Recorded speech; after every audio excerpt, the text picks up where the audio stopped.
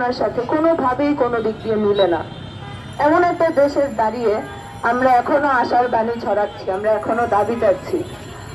আমাদের জন্য আসলে আমার মাঝে মাঝে মায়া হয়। এবং আমাদের মাঝে কথা বলতে আজকে উপস্থিত আছেন সীমা দত্ত, নারী আন্দোলন কর্মী, তানিয়া মাহমুদা তিন্নি, তিনি শিক্ষক ইউনাইটেড ইন্টারন্যাশনাল ইউনিভার্সিটির, এবং সমাবেশের এই পর্যায়ে আমি ডেকে নিচ্ছি রাষ্ট্রবিজ্ঞান বিভাগের শিক্ষার্থী মোজাম্মেল হককে। বন্ধুগণ, আমরা একটা গণ অভ্যুত্থান পরবর্তী সময় পার করছি। আপনারা জানেন যে বাংলাদেশের মুক্তিযুদ্ধ সহ এরপরে আরো বেশ কয়েকটি গণ অভ্যুত্থান বাংলাদেশে সংগঠিত হয়েছে, অনেকগুলি গণ আন্দোলন বাংলাদেশে সংগঠিত হয়েছে এবং এই গণ অভ্যুত্থানগুলি গণ আন্দোলনগুলিতে বাংলাদেশের সমতলের মানুষ এবং পাহাড়ের মানুষ সমানভাবে কাঁধে কাঁধ মিলিয়ে লড়াই করেছে। কিন্তু আমরা দেখব প্রত্যেকটা গণ আন্দোলন গণ অভ্যুত্থানের পরে পাহাড়ের মানুষের যে ভাগ্য তার কোনো পরিবর্তন হয় না। পাহাড়ের মানুষের যে জীবনযাত্রা, সেই জীবনযাত্রার মধ্যে কোন ধরনের পরিবর্তন হয় না।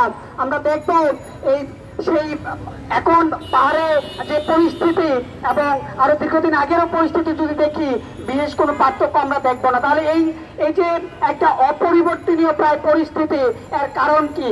এর কারণ হচ্ছে এই গণ আন্দোলন এবং এই গণ অভ্যুত্থানগুলির মধ্য দিয়ে আমরা বিভিন্ন সময় সরকার পরিবর্তন হতে দেখেছি। বিভিন্ন সময় হয়তো কখনো গণতান্ত্রিক সরকার, কখনো সামরিক সরকার দেখেছি। কিন্তু আমরা দেখব সরকার পরিবর্তন হলেও রাষ্ট্রের যে মৌলিক নীতি, সেই মৌলিক নীতিগুলি পরিবর্তন হয় না। এই কারণেই পাহাড়ের এই পরিবেশেরও পরিবর্তন হয় না। আমরা এই যে রাষ্ট্রের যে মৌলিক নীতি, সেই মৌলিক নীতিগুলির মধ্যেই অন্যতম একটি নীতি হচ্ছে এই পাহাড়কে দেখার, পার্বত্য চট্টগ্রামকে রাষ্ট্রের দেখার দৃষ্টিভঙ্গি। আমরা জানি যখন 1971 সালে মুক্তিযুদ্ধে পার্বত্য চট্টগ্রামের বিভিন্ন আদিবাসী জনগোষ্ঠীগুলি যুদ্ধের পরে শেখ মুজিবের কাছে এমএন লারমা তাদের স্বশাসনের অধিকার নিয়ে যায়। তাদের এই স্বশাসনের অধিকার কিন্তু দেওয়া হয় নাই। যখন সাংবিধানিক অধিকারের কথা বলা হয়, তাদেরকে সাংবিধানিক অধিকার দেওয়া হয়নি।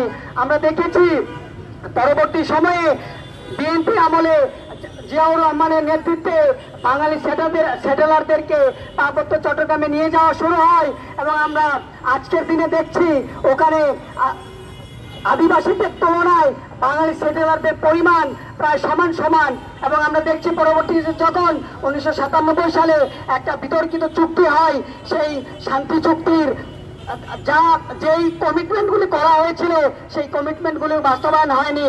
আমরা দেখেছি সেই শান্তি চুক্তিতে বলা হয়েছিল পার্বত্য চট্টগ্রাম বিষয়ক মন্ত্রণালয় হবে, ভূমি সমস্যা সমাধানের জন্য ভূমি কমিশন গঠন করা হবে, পার্বত্য চট্টগ্রাম পরিষদ গঠন করা হবে। কিন্তু আমরা দেখলাম পার্বত্য চট্টগ্রাম পরিষদ গঠন করা হলেও সেই নির্বাচন হচ্ছে না। আমরা দেখছি ভূমি কমিশন গঠন হলেও সেই ভূমি কমিশনের কাজ কি হবে সেটা কেউ জানে না। ভূমির যে সমস্যা, সেই সমস্যার সমাধান হচ্ছে না।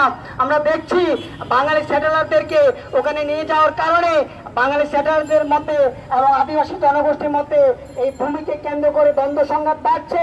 পার্বত্য চট্টগ্রামে সেনা শাসন চলছে এবং এই সেনাদের নেতৃত্বে এবং বাঙালিদের যৌথভাবে ওখানে গুম খুন রাহাজানি চলছে, অপহরণ চলছে এবং আমরা দেখছি ওখানে মানুষের কথা বলার অধিকার নেই, মানুষের ন্যূনতম বেঁচে থাকার যে অধিকার, সেই অধিকার নেই। আমরা দেখছি সেখানে একটি বাচ্চাকে স্কুলে পড়াশোনা করতে হলে 8 কিলোমিটার হেঁটে স্কুলে যেতে হয়। আমরা দেখেছি সেখানে একজন প্রসূতি মাকে হাসপাতালে নিতে হলে কয়েক কিলোমিটার পাড়ি দিয়ে হাসপাতালে নিয়ে যেতে হয়, কোনো ধরনের সুযোগ সুবিধা সেখানে নেই। আমরা দেখছি এই যে সমস্যাগুলি থেকে যাচ্ছে, এই সমস্যার পরিবর্তন হচ্ছে না। এই সমস্যা নিয়ে যখনই তারা কথা বলতে যায় তখন তাদেরকে বলা হয় তারা বিচ্ছিন্নতাবাদী। আমরা দেখছি সমতলে যারা অধিকার নিয়ে কথা বলতে যায়, যখন মত প্রকাশ করতে যায় সমতলের মানুষদেরকে এই আওয়ামী লীগ সরকারের সময় জামাত শিবির বলে ট্যাগ দেওয়া হয়েছে।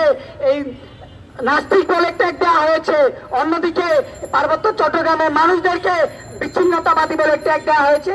এই যে ট্যাগিং এর রাজনীতি, এই ট্যাগিং এর রাজনীতি দীর্ঘদিনের রাজনীতি। এবং আমরা বলতে চাই, এই যে পার্বত্য চট্টগ্রামের যে সমস্যা, সেই সমস্যাগুলি আমাদের দেশের মিডিয়াগুলি সামনে নিয়ে আসে না, এবং এই মিডিয়াগুলি ভালোভাবে সামনে নিয়ে না আসার কারণে মানুষের মধ্যে বিভ্রান্তি তৈরি হয়, জনমনে এই বিভ্রান্তি তৈরি হয়।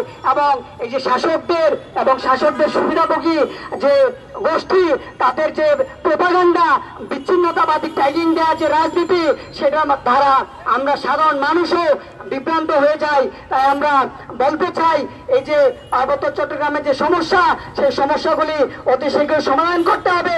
পার্বত্য চট্টগ্রামে আমরা দেখছি শান্তি চুক্তিতে বলা হয়েছিল 6টি মাত্র ক্যান্টনমেন্ট থাকবে, বাকি অস্থায়ী ক্যাম্পগুলি উল্টো করা হবে, কিন্তু আমরা দেখছি এখনো পর্যন্ত 400-এর অধিক ক্যাম্প সেখানে রয়েছে।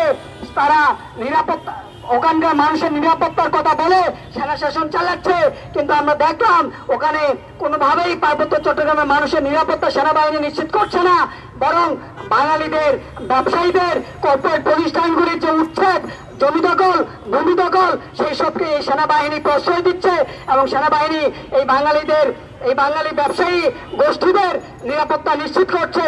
এবং এইসব কর্মকাণ্ড করার ক্ষেত্রে সবসময় রাষ্ট্র বলে যে রাষ্ট্রীয় স্বার্থ, জাতীয় স্বার্থের কথা, বাঙালিদের স্বার্থের কথা, কিন্তু আমরা দেখি যে বিভিন্ন শাসক গোষ্ঠী তাদের শ্রেণীগত স্বার্থের কারণেই তারা বিভিন্ন যে জাতিগোষ্ঠী, সেই জাতিগোষ্ঠীগুলোর উপর নিপীড়ন নামিয়ে আনে, এবং সেই ক্ষেত্রে তারা এটাকে ভ্যালিডিটি দেওয়ার জন্য, বৈধতা দেওয়ার জন্য তারা জাতীয় স্বার্থের কথা বলে এবং বৃহত্তর যে জনগোষ্ঠী তাদের স্বার্থের কথা বলে, কিন্তু এগুলি মিথ্যা প্রচারণা, এটা নিছক তাদের শ্রেণী স্বার্থের কারণেই করে।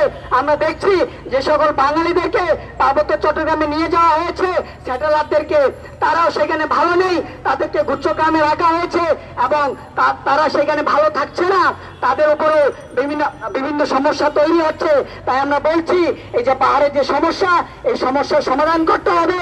অঘোষিত ভাবে এখনো যে সেনা শাসন চলছে, আমরা বর্তমান সময়ে যে অন্তর্বর্তীকালীন সরকার, সেই সরকারের কাছে আহ্বান জানাবো, আপনারা শীঘ্রই এই যে অঘোষিত সেনা শাসন সেটা প্রত্যাহার করবেন, সেনাবাহিনীকে ক্যাম্পে ফিরিয়ে নিয়ে যাবেন, এবং কল্পনা চাকমা কোথায় আছে সেই কল্পনা চাকমার খোঁজ আমরা চাই। কল্পনা চাকমা সহ প্রত্যেক মানুষ যারা গুমের শিকার হয়েছেন, নির্যাতনের শিকার হয়েছেন, যারা ধর্ষণের শিকার হয়েছেন, উচ্ছেদের শিকার হয়েছেন, আমরা প্রত্যেকটা ঘটনার বিচার চাই। এই বিচারের দাবি জানিয়ে আমি আমার বক্তব্য এখানে শেষ করছি। ধন্যবাদ সবাইকে।